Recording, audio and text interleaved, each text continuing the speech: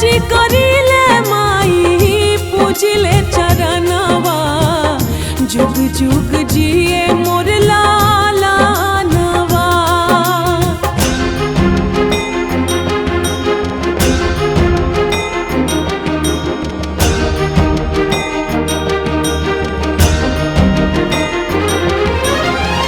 रखी है माई हमार गोदिया सवार के मांगतानिया चारा पसार के।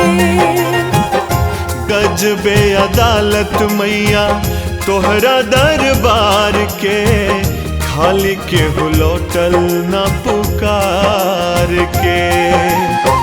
हमारा दुलारुआ के हमारी उमरिया लग जाओ दीना बरदानवा। और जी करिले माई पूजिले चरणवा जुग जुग जिए मोर लालनवा। और जी करिले माई पूजिले चरणवा जुग जुग जिए मोर लालनवा।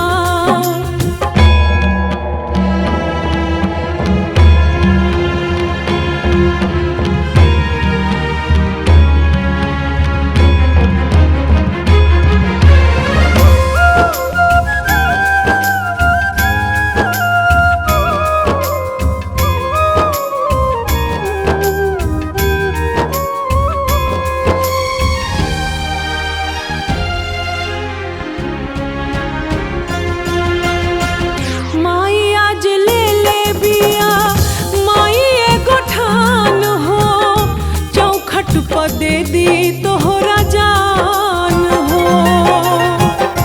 बुझे न पावे मैया कुल के दियनवा इतने तू कर एहसान हो।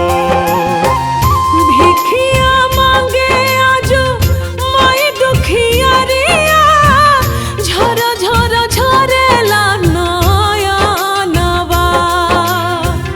और जी करिले माई पूजिले चरणवा जुग जुग जिए मोर लालनवा। और जी करिले माई पूजिले चरणवा